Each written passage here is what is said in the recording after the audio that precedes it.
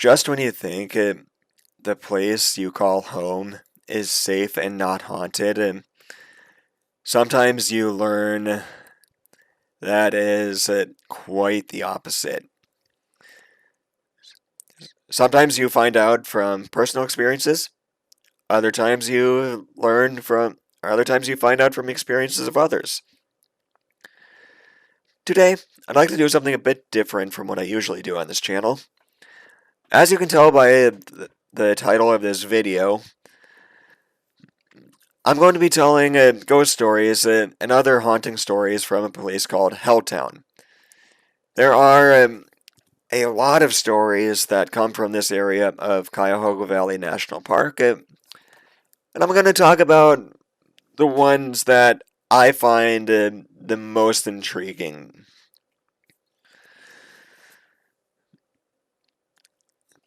Stay tuned until the end of the video, because in my opinion, the final story is the creepiest and the most haunting.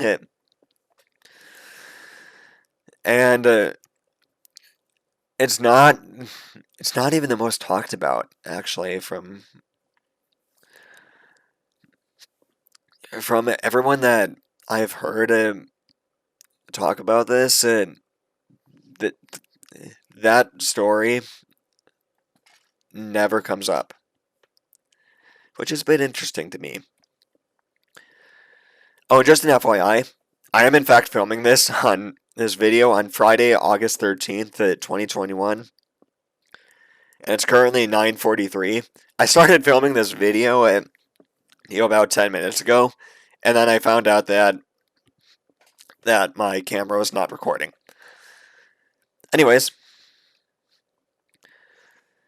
Helltown, Ohio is a ghost town in Cuyahoga Valley National Park. The United States National Park Service created Cuyahoga Valley National Park in 1974 to rescue the land that had been heavily, heavily abused by the local residents who lived there at the time.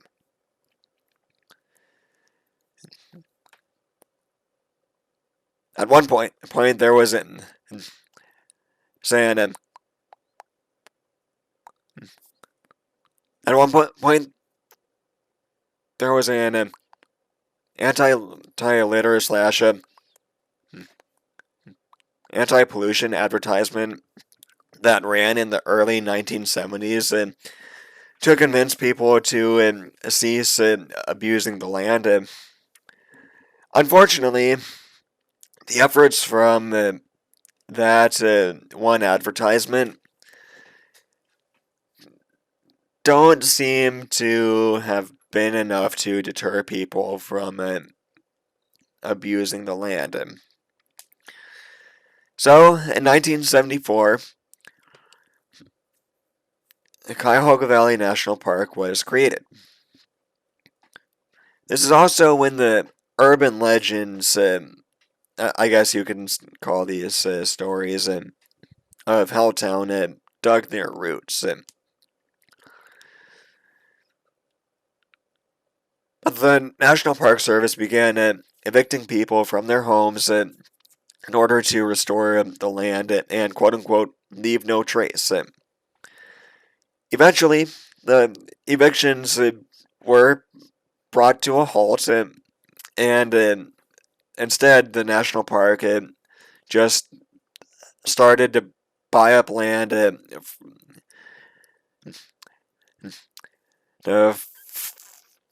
from people and businesses as they either left or went out of business.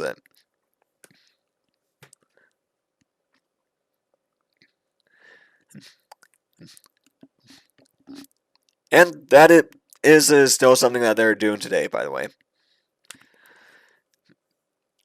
Unfortunately, it did come at the expense of local towns, and it is still coming at the expense of the local towns. One town that was really hit hard was so Boston. in a township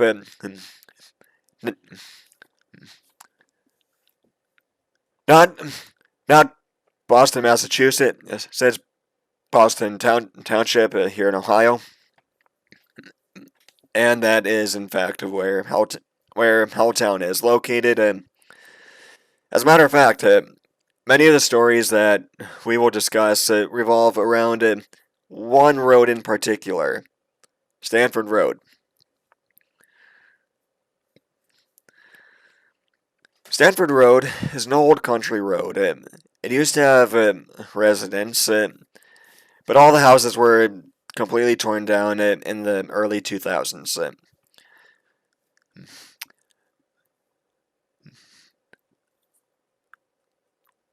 One of my uncles used to live in one of those houses that got torn down in the past 20 years, and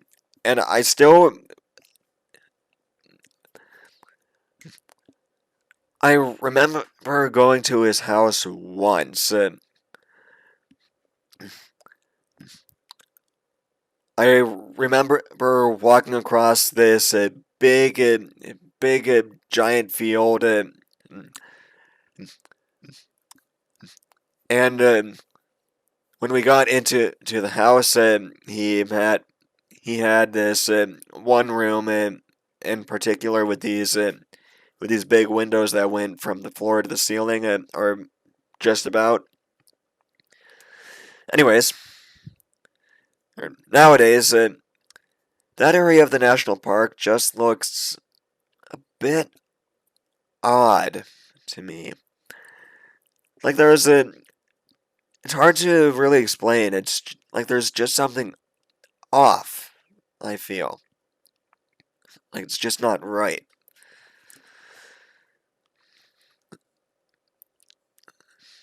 Could it be that it's just a closed off country road in an area that I know used to be populated? Maybe. I haven't walked down Stanford Road since that one time that I visited my uncle. Apparently, there used to be an old slaughterhouse further down Stanford Road, and I don't recall ever seeing it. But then again, I haven't walked down that way in a while. Legends have it that the slaughterhouse was used as a gathering for satanic cults, and this was said to be the area where the cults would sacrifice their victims. And I cannot confirm nor deny this to be the truth. And I'm not in a satanic cult, nor have I ever engaged in satanic cult-like activity, and I don't want to.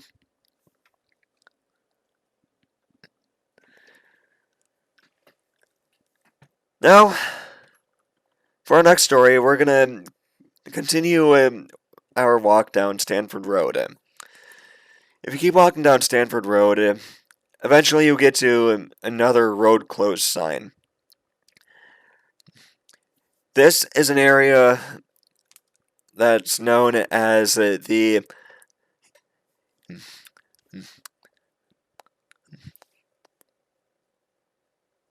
end of the world road, so to speak.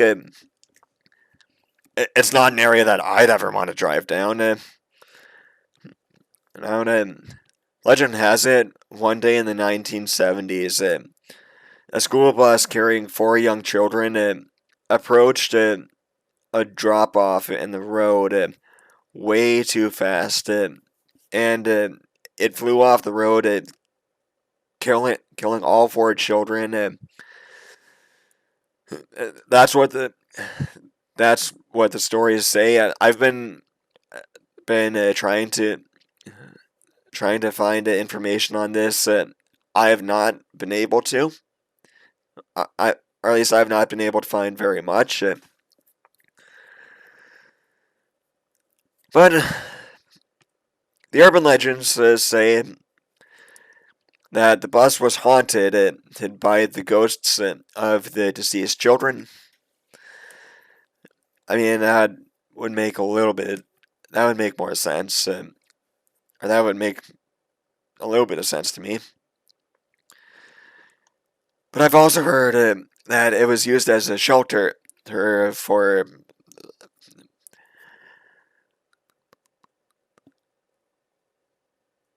I've also heard that some people, that some homeless people have used the school bus as a shelter.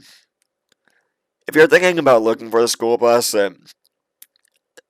I would not bother. Word on the street says the school bus was removed by the national park a couple of years ago as part of their leave no trace policy, or at least that's what I would, or at least I'd assume it's because of that. Anyways, all right, on to our third story. We're gonna get away from Stanford Road for this one and head over to the Mother of Sorrows Church. This is a Catholic church that is another rumored meeting ground for satanic cults. This is believed by many because the church's trusses do resemble upside down crosses. I don't think that was intentional. I mean, if you look at a lot of trusses,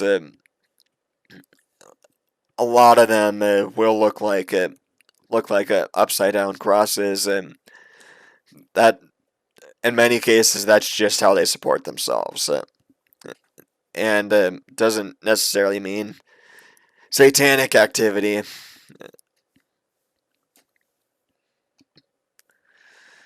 So this is not. I'm not much of a conspiracy theorist, but I don't believe in that one at all. Oh, and while on the topic of the Mother of Sorrows Church, there is a there are other ghost and haunting stories that should be mentioned real quick. Rumor has it there is a ghost of a woman who haunts the cemetery just outside the church. I forget all the details on where to see her, but she's said to be sitting on a bench, and I don't remember exactly what her appearance has been described as.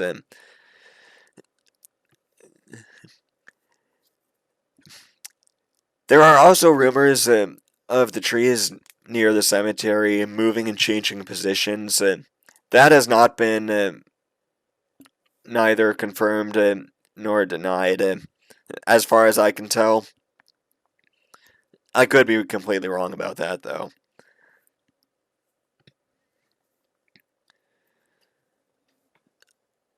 Alright, now we're on to our fourth and final story of today. This is what I find it to be the creepiest one. So, if you do not wish to hear this story, click off of it right. Click off the video right now. If not, buckle up. The fourth and final story I'm going to tell you guys does not actually come from the town of Helltown itself. Rather, it comes from one of the neighbor. It comes from the neighboring town, Peninsula. The Cedar Grove Cemetery in Peninsula is by far the creepiest cemetery I have ever laid my eyes on. If I told you all to imagine a haunted cemetery, this is probably the imagery that you would that your mind would jump to.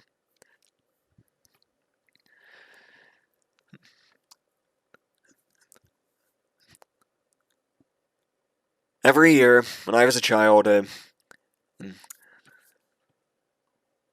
me and my family would go to Peninsula for their Memorial Day parade. The parade would always end in the Cedar Grove Cemetery to honor the fallen war veterans. And that cemetery has always creeped me out. However, when we would go to those parades, what I did not know is that the cemetery is rumored to be the final resting place of a deceased witch. Legend has it, when the witch's tombstone becomes completely destroyed, the witch will rise from the dead. Every time storms roll through, the witch's headstone gets struck by lightning. I live not too far from Peninsula, and we are currently on our third day of storms today. We just had our third day of storms roll through. I've not been back in that cemetery for about a decade now, roughly. I've never seen this particular tombstone, but then again, I just wanted to get out of there as quickly as possible. Since then, I've seen photos of the tombstone, and you can tell that it had to be put back together there by the groundskeeper. And also, there are some really, really weird markings on this tombstone. There's no date of birth, there's no date of death, only one name. I don't know if it's a first name, I don't know if it's a last name.